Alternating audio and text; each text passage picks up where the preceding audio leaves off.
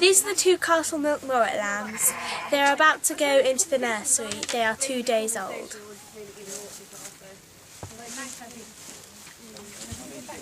No, I'm going in June. I mean, she was asking. It wasn't even 9 o'clock, it was 8:30. Sometimes when they just open up all. Well, no, she's done. This is a Herdwick lad that was born this morning. Scott, what's gone wrong with it?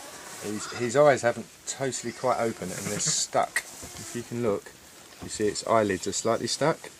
But because they're formed, they're just, if we ease them apart, and you'll see they'll slowly ease open.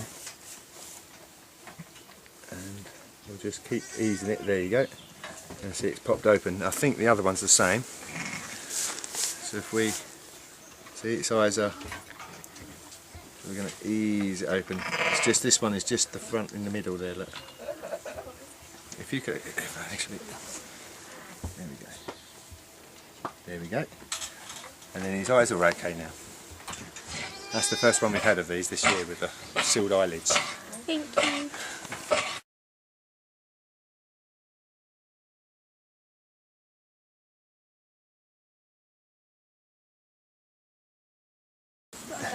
Banding the testicles would be probably the best way of putting it.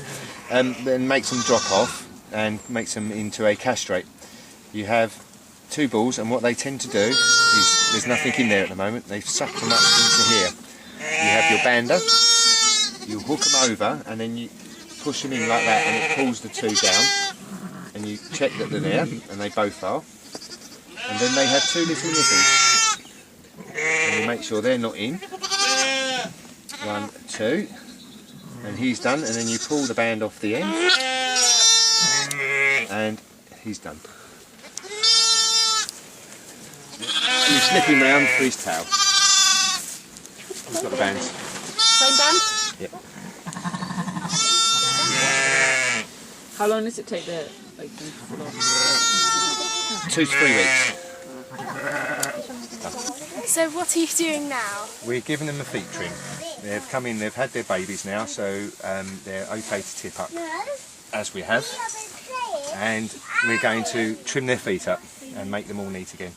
You can see, look, they've got a lot of overgrown toenails there. And all we do is we chop them back, like so.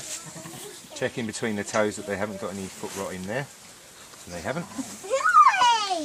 This one looks a bit worse. It's probably a bit sore on this one, I would imagine. So we take their feet right back, scrape the mud out so we can see what's going on. Take the tip off. There's more in there, look.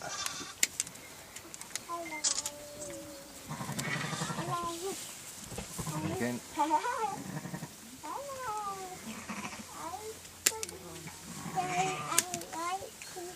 Like this.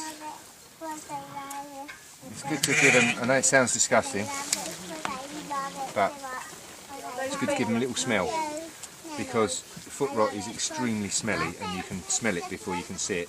Like she has a little bit, see that there? Yeah. That's a little bit of it coming, it's on its way, and you can smell it before you can see it. So what we do is we finish all her feet off first. Foot rot master. Spray in between their toes and in the foot rot. Spray all in between their toes because they might have it, and on the ones that have it. Like that, and that's her feet done. Just give her a little bit of a squirt. And then we give her an injection, which is a multi-wormer, which will cover for a lot of different worms, lungworm, nasal bots, and a couple of the others that I can't think of. And then she will get 2 mil. So it's a subcutaneous one, which means underneath the skin. And she gets 1 squirt, pull her out. They don't particularly like that. And then she gets flipped over on the other side. And as she gets up, you put a purple dot on her bum. Job done. Slide them easily at an angle, like this, and then you squirt. Okay, pull it out with one hand. Yeah, come down at that angle so the needle ends up down this way. Look. Yeah, so you put it out there, push it in. Right, so that's it. You can feel it. And just squirt. Very thick. It's very thick stuff. Yeah, once it's all out, pull out. And now you see that lump there? I'm going to work it out because you wasn't quite under the skin. So what you want to do is prop it so it goes. So now it's gone. When you get directly under the skin, you don't get. You stop flipping blood at me. Right, you ready?